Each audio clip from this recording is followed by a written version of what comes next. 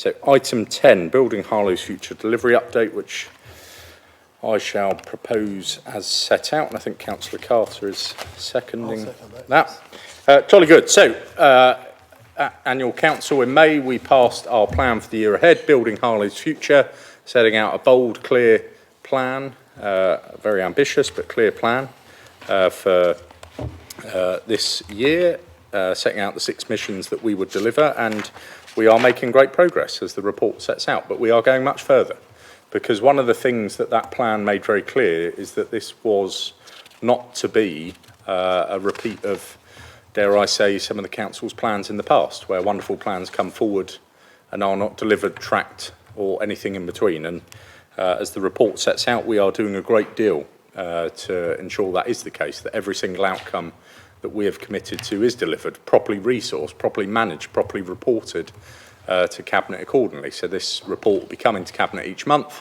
so that Cabinet can scrutinise the delivery against those 6 missions, against the promises that we have made. So a great deal of progress has been made to that regard, as the report sets out, like I say, in terms of setting up the project management office and the maps and all sorts of wonderful things that will do that.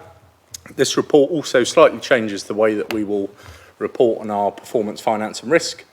So last year, members will recall we introduced monthly performance, finance and risk reporting, which I think paid great dividend in the Cabinet's ability to have very clear oversight of the Council's performance, finance and risk. And what we have done moving forward is to combine that with this report accordingly. And I think, again, what is demonstrated in the appendices is very strong performance, and where there are challenges in performance, setting out the action that we are taking to address that. Some of those things we've seen in recent months and won't change overnight, but we are assured, or I am certainly assured, and I hope the Cabinet are, of the action that we're taking to correct that performance.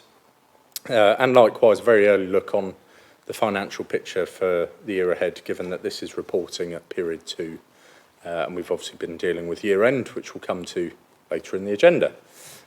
So with that, I think this is a very positive update. Obviously, at the next Cabinet meeting in September, as the report references, there will be the dashboard on delivery emissions and lots of other exciting things accordingly. But I think the thing I hope all members will recognise from the report is quite how seriously we are taking the delivery of the Building Harlow's Future Plan. There has never been anything like this in this council before, in terms of project management office and the laser-like focus on delivery that is set out in this report, and I think that will pay dividends moving forward. Are there any questions? Councillor Edwards? Page 32, number of empty council homes and reletting times. That notes that the number of voids and the turnaround time increased further in May. It says a review of the void process by the Council and HTS will begin on the 16th of June.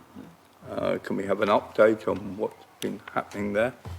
Yeah, a very thorough review was taken out across all of the teams that play a part in empty home turnaround. So it's been reported to Cabinet in recent months why there's been challenges in terms of the number of empty homes coming back to the council and some of the challenging conditions of those, and what the council's been doing to address that in terms of tenancy audit, stock condition survey and the like. But there has been a very thorough review, and the actions of which in a revised process come into force from the 1st of August, and we expect to see a significant shift in that over the coming months. As we discussed at the last Cabinet, this is not an easy thing to fix overnight, but we are absolutely confident in the changes to the process that have been made, key to key, as it is called, from the keys coming back to the keys going back out, that we believe will make a real difference accordingly. Yeah, Councillor Edwards. Will we be hearing from the portfolio holders this evening, rather than just every question being dominated in terms of response from yourself? Well, you asked me a question which I answered. Other than that, you've asked me what you thought was a matter arising, which the chair dealt with. So if you have a question that you wish for the portfolio holder to answer, I'm happy to, although I would remind you this is a meeting of Cabinet, not of scrutiny. If you wish to scrutinise a portfolio holder, I think as the Chair of Scrutiny, you are more than welcome to do that. So, Cabinet, do you have any questions on this item? Anything you wish to pick up accordingly? Councillor Morrison, you do. Thank you. Thank you very much. I have a number of questions. I hope that's okay. I noticed with considerable interest that on page 21, I think it's, part of the background, Harlow Council has embarked on a bold and transformative journey to become the most impactful local authority in the UK. So this is fascinating.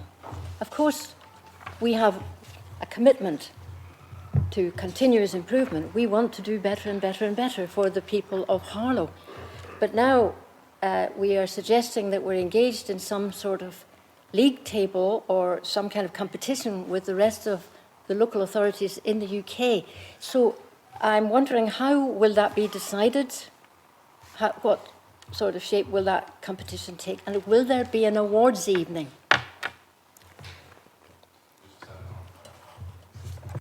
I would have thought with your laser-like focus, you would have noticed that that commitment and our ambition was set out last October and has been well documented there since. So it's interesting that hasn't been picked up on. But I think it's an interesting question you raise about the council's ambition to be a better council than it currently is. And I think it would be strange if the council didn't strive to be the best possible local authority that it could. In terms of awards evening and the likes, there are plenty. You will recall that the council was named the second most improved council in the year last year, and I'm very grateful that you give me the opportunity to remind you of that. And I am sure that the council will go from strength to strength in such awards over the time ahead. Any further questions? Yes, as I mentioned, I have a few, and of course you haven't answered my question. I'm looking forward to that UK-wide awards, whatever it is. It'll be exciting, and we're sure that Harlow will win. I have a few other questions. I think it's paragraph 9. Well, there are a few references here to measures that you are putting in place, you collectively, that is. For example, there's the project management team, which will have an overview role, monitoring role. But surely you're monitoring already. Aren't you monitoring already? You're not just starting now. So what are the additional aspects to that? Will there be additional responsibilities, effectiveness, maybe even additional red tape, additional admin? And the other one that caught my eye is the MAPS. I'm as fond of an acronym as the next person. Incidentally, most people aren't. The mission assurance panels, but that too is work that's already happening. Are we simply renaming it, or are we adding to it? I think we need to make that clearer, don't we? I would quite like a polite response. Thank you. So if your question, which I didn't quite follow, I'm afraid, it was quite elongated, but if your question is, are we adding more red tape? No, we're absolutely not. Actually, if you look at the plan and look at the items that are quoted from the plan and why we have established a project management office, if you consider the scale of what this council is doing and the sheer variety of the number of outcomes that we are committed to, I don't think it is in fact, I think it's a very good thing that the council is bringing greater clarity and focus in a centralised form to allow better oversight for that. I don't see it as added bureaucracy. Again, if you look at the plan, I think we make clear it's quite the opposite. In fact, the purpose of the mission assurance panel is to reduce the number of meetings and actually focus that activity and oversight and assurance accordingly. But ultimately, all of these measures are designed to do one thing: ensure that we are delivering our plan, ensure that Cabinet is assured that we are delivering our plan and can take action accordingly. Any further questions? Yes, I do. So that work would be carried out with a clearer focus, greater acuity, presumably. I think that's what you're saying. A couple of other things. Others may well want to ask questions on these. They're the obvious ones. The invoice payments, that appears on page 30, I think. Invoice payments are dropping. We've talked about this before and about the reasons for that. 68 invoices were paid outside the target. And if you happen to be the person who's waiting for that invoice to be paid, then it can be quite worrying. So would you like me to mention the other targets that have been met, that haven't been met? If I take the question, just for Councillor Edwards' reference, I'm answering this because the Cabinet Member for Finance isn't here. So actually you will see that we have, well, if the graph went on longer, and as you referenced, we've made significant progress in this. Actually, out of the thousands of invoices we pay on a monthly basis, 68 is not as grand as it seems. Nevertheless, we intend to hit the target.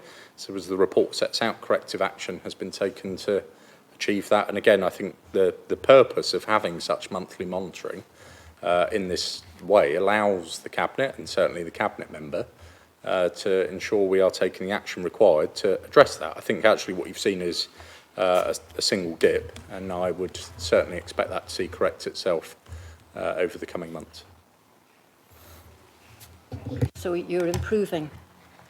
That's good. And on page 31, planning applications, I think it is a third. You can correct me if I have misread this. A third of major planning applications were not determined in time. Is that Councillor Gunn? Yes, there were 3 major planning applications, 2 of which were determined in time, and 1 of which was not. Any further questions? Very good. Councillor Durkin. Yes, good evening. First of all, I mean, the report is aspirational, and hopefully it's realistic, achievable and deliverable, much as your speech was last night, aspirational. My questions come into 2 parts. I think someone has already alluded to this, is that we welcome the initiative of setting up a project management team to oversee, because I think most people have always got concerns, was this council capable of doing everything that we wanted to do? So I welcome this initiative. But how many, is the project management team a new team? Some people who are coming in and going to be appointed, and how much is it going to cost us? I've got a couple of others after that, if you don't mind. No, absolutely. So just for clarity, the project management, not to your point, but I think to the wider point, the project management office is not there to deliver projects. The project management office is there to draw together everything the council is doing, ensure that projects are being delivered on time, on budget, and give greater clarity and focus accordingly. In fact, it is a pretty standard thing for most councils to have. Pretty much any private sector business that delivers projects would have a project management office. You know, obviously the council hasn't, and I think that's a good thing, as you reference. In terms of budget and the like, it's being met from within existing resources in a financial sense, so it's not costing the council anymore. In fact, what I would expect it to do is drive much greater value than may be the case otherwise, back to Councillor Morrison's point earlier. There are both a mix of external and internal people making, sort of redeployed people making up the project management office, but like I say, it's not going to be costing anything. It's a redeployment of the existing resource. Yes, and thank you. And as you've been in charge for a period of time, one might question, well, why haven't we already got a project management team in place delivering the aspirations that we're all expecting of this great and beautiful time? My second point is, and I know that there's an agenda item coming along about the future of local governance and government, what assurances can we have that we are actually working hand in glove with potential partners such as Epping Forest and Uttlesford, because it would be ludicrous that we have a plan and then if we do merge together, they've got a plan which would then stop at the boundaries, which makes no sense at all. So I was just wondering if you could explain, as part of this process, are we in any form of working relationship with them to share ideas and even share talent? Yeah, so just back to the first point, the last point you made on the PMO is the council does have PMO.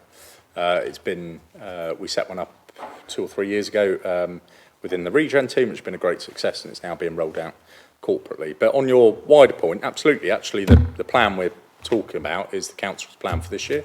Obviously, under the Transform Our Council mission, it references local government reorganisation, and actually the great focus of part of that mission, if you read the narrative, is about ensuring that the council is in a position to lead the future of local government as opposed to be led to it. So to your point about working with other councils, absolutely. You know, you and I have discussed in the past about Harlow's role with other councils and so on and so forth, and I seem to be spending a great deal of time with other councils at the moment. But in terms of work stream and all of that sort of stuff, and are we joining up? Absolutely, absolutely we are. One final question, if I may. Again, it's within the body of the report about 34, and as I'd like to say an experienced councillor, but some people would say probably old, or too old, there are certain things that people will tolerate in Harlow. One is making sure that the place is well groomed, that litter is picked up. Joel Charles reminds us on a regular basis about the security. But the key one is the bins. And it seems that, unfortunately, you are leading, unless I'm reading it incorrectly, you are leading an organisation that is failing to deliver on one of its very basic functions. And if that's the case, some people might think, why are we investing in building, or why are we knocking things down when we can't even do what we said we would do, which was to empty the bins? Yeah, I'm afraid, Councillor Durkin, you have read the graph entirely incorrectly, and actually our bin performance is truly exceptional. In every 100,000 bins, we are missing less than 66, which I think you have interpreted the graph the other way around. So the lower on that graph, the better the performance, not the other way around. It was an excellent speech. It was an excellent speech. I commend you wholly for it, and I'm sure you will commend our bin collection performance equally. So yeah, you're absolutely right on bin collections. Just a tad wrong in the interpretation. We collect more than 99.9% of bins on time every single day, month on month and month. So yes. Councillor Gunn. Just to follow that up, I do appreciate how Councillor Durkin got confused. Is there any way of making that particular graph clearer, that the graph is supposed to be heading downwards, ideally, as it currently is, because we are collecting the bins? Well, the reason I know that the interpretation is because it says at the top the target is less than 90 and it was 66, which I would suggest. But also, if you look at the other appendices, every single KPI says what the target is, what the annual, what the performance was last year, and whether high-low is the benchmark. But I'm sure if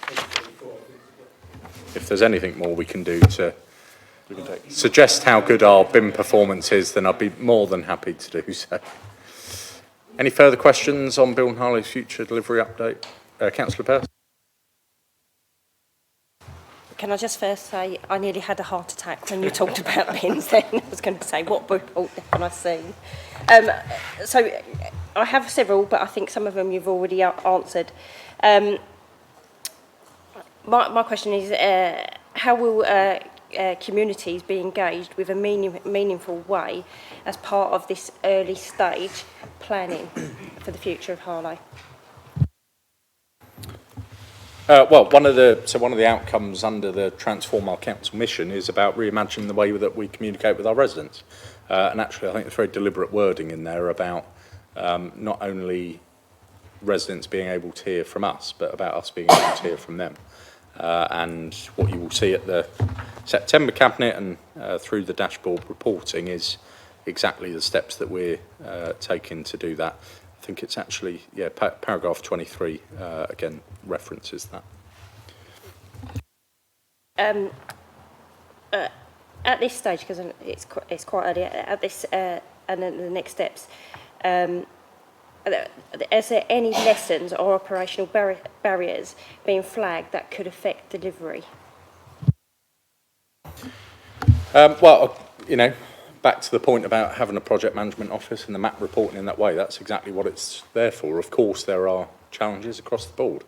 One of the first things that we've obviously done is ensure that missions are fully funded and that we can deliver them all and our outcomes accordingly.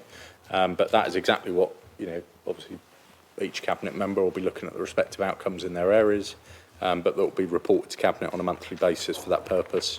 But I am absolutely confident as we sit here at the moment that we will be delivering the outcomes that we've set out. Yep. Any further questions? No? Very good. Any comments on this? Yeah, Councillor Durkin. About bin, no, okay. As I said at the beginning, like all documents, it's aspirational, but it's absolutely important that you're quite right. I don't know how many of these documents has this council produced, like any other council has been produced. And we've got to work hand in glove, because even though we've got the aspiration, if we don't have the money, we need a government that will enable us. And I think one of the benefits that we've got this time, and I'm not criticising Robert, our former MP, but we've actually got an MP who's actually been in the chamber and actually understands how, well, I hope he would, how things operate within the council. So I think we're in a better position at this particular time than others. But the bottom line is you can produce all these, and I've just noticed that my shoes and trousers match the colours, so you would have thought I'd done that deliberately. But they still see too much negativity. We've still got too many empty spaces, broken promises, empty bus station, empty buildings. We're taking up so much car parking to put other places into things.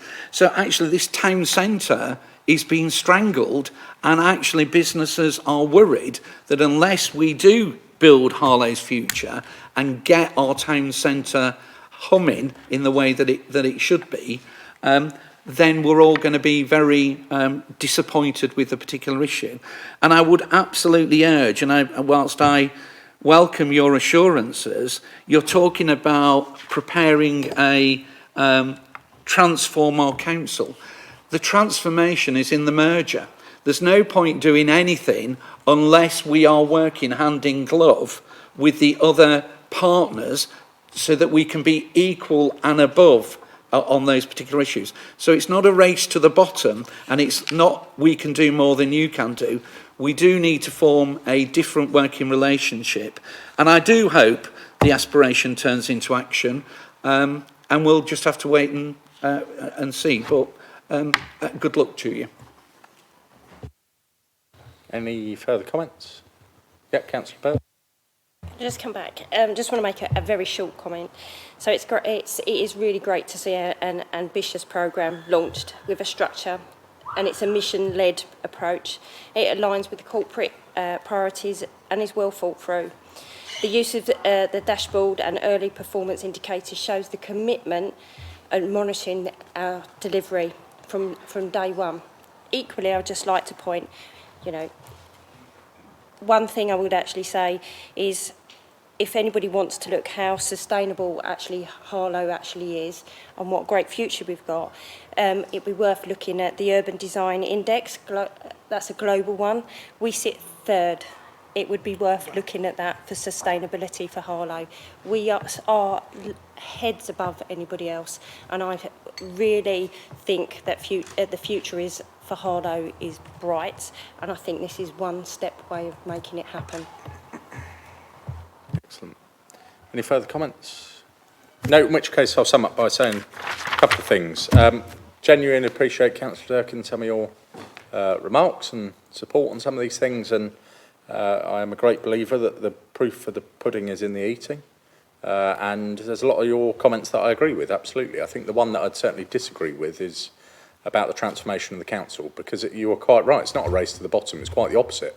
I want Harlow to lead the future of local government, not be led into it, and in order to do that, we need to be the most dynamic, agile, effective local authority we possibly can be, and as the plan you reference sets out, we are doing a great amount to transform, because I think there is one significant difference when it comes to local government reorganisation that we will talk about, that in a number of councils they have taken the view that we must now stop and wait for that. I take completely the opposite view, that we put our foot on the accelerator to deliver for people, because actually we have too much to be getting on with, to be waiting for the never never or maybes in the future, and actually we should be doing the opposite. But on your point about partnership and all that, I certainly agree. I would also just gently remind you that in your reference, the MP in his first year, he did a wonderful job. He got our core funding cut by 25%. I again obviously take completely the opposite view. But nevertheless, what we have here, and what I hope all members will recognise, is actually we've set out a very ambitious plan, but this is about how we deliver that plan, because as Councillor Durkin referenced, writing a plan is the easy part. Anyone can do that, even ChatGPT can do it for you now. This is about how we deliver it, and I am confident that the programme we have put in place, the assurance panel, the project management office, and the way that this will be reported will make a significant difference. So with that, are members content with the recommendations that are set out? We are. Agreed? Yep. Excellent. Which takes us on.